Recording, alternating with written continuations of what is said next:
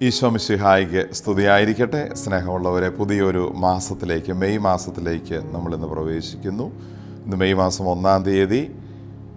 1 തീയതി ആഗോള തലത്തിൽ തൊഴിലാളി ദിനമായി ആചരിക്കുന്നു. സഭയിൽ പ്രത്യേകിച്ച് തൊഴിലാളികളുടെ മധ്യസ്ഥൻ എന്ന നിലയിൽ വിശുദ്ധ യോസേപ്പ് പിതാവിനെ പ്രത്യേകമായി അനുസ്മരിക്കുന്ന ദിവസവുമാണ്.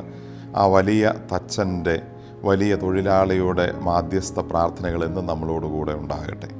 വിശുദ്ധ മത്തായി അറിയിച്ച സുവിശേഷം 13-ാം അധ്യായം 55-ാം വാക്യം. ഇവൻ ആ തച്ചൻ്റെ മകനല്ലേ, മറിയമല്ലേ ഇവൻ്റെ അമ്മ?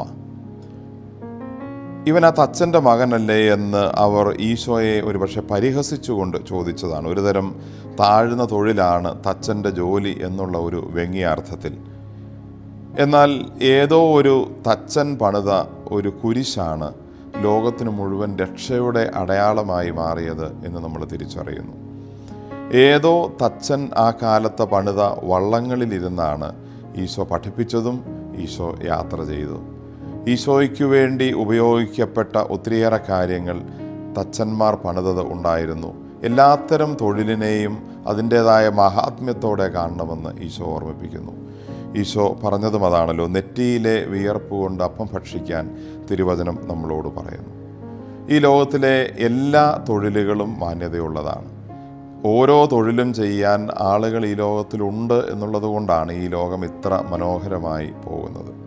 അതുകൊണ്ട് ഒരു തൊഴിലിനെയും ഒരു തൊഴിൽ ചെയ്യുന്ന ആളുകളെയും വില കുറച്ച് കാണാതിരിക്കാനോ അല്ലെങ്കിൽ താഴ്ന്നതായി കാണാതിരിക്കാനോ നമുക്ക് പരിശ്രമിക്കാം. എല്ലാവരെയും ഒരേപോലെ കാണാനും ബഹുമാനിക്കാനും പറ്റുന്നതാണ് നമ്മുടെ ആത്മീയ വളർച്ചയുടെ സൂചന. എല്ലാ തൊഴിലാളികൾക്കും സമൃദ്ധമായ ദൈവാനുഗ്രഹം ഉണ്ടാകട്ടെ എന്ന് പ്രാർത്ഥിക്കുന്നു.